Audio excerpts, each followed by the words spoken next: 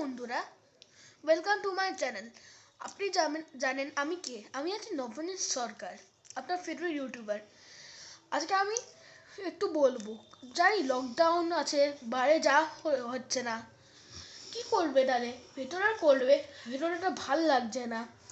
কিন্তু একটা জিনিস বলে দিচ্ছি যে লকডাউন আমাদেরকে বাইরে থেকে ভেঙে দিয়েছে, কিন্তু একদম ভেতরে না। আমরা আবার নর্মাল জিন্দগি জীবো, যার জন্য আমাদের অনেক কিছু স্টেপ ফলো করতে হবে। বাইরে যাবে তো মাস্ক পরে যাবে,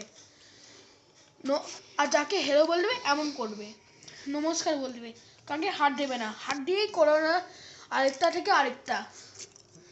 এই জন্য আর রোজ স্যানিটাইজ করবে, স্যানিটাইজ করতে পারলে না তো হাত ধুয়ে নেবে, হাত ধুয়ে নিলে হাতের জার্মস মরে যায়। কেন? সায়েন্টিস্ট বলে যে আমাদের হাতের মধ্যে 3200 ব্যাকটেরিয়া থাকে, যেটা আমরা পরিষ্কার করি। আর আমরা হাত ধুই না, এজন্য আমরা অন্য অন্য জিনিসের হাত দিই, আর ওনারাও ওই জিনিসে হাত দিয়ে দেয়। যেমন স্টেয়ার্সে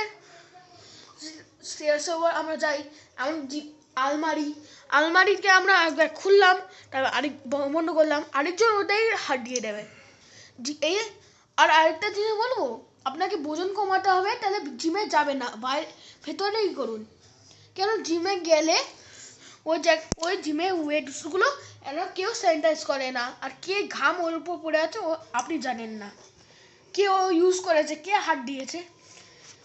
আর এটা নাক, কান আর মুখ,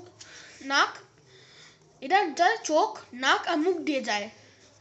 এই জন্য আগে এরা লাংসগুলোকে ইনফেক্ট করে। কেন? লাংসে সব থেকে নরম জায়গা, ওইখানে যায়, তবে আমাদের ইমিউনিটি সেকশন ওইখানে চলে, কিন্তু ওটাকেও ইনফেক্ট করে দেয়। তারপর এমন করে ওরা কনফিউজ হয়ে যায়, আর ওটাকে মেরে ফেলে, ওনার বন্ধুদেরকেও মেরে ফেলে এটার দিয়ে।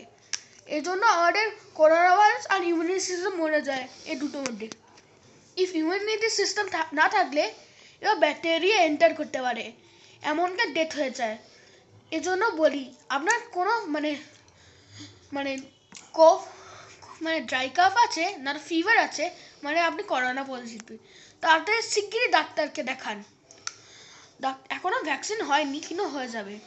আমি একটা বলবো, হ্যাপি নিউ ইয়ার, এটা আমি বলে ভুলে গেছিলাম, সরি বন্ধুরা। আমি কিন্তু ভেতরে থাকুন, ভালো করে থাকুন। নমস্কার।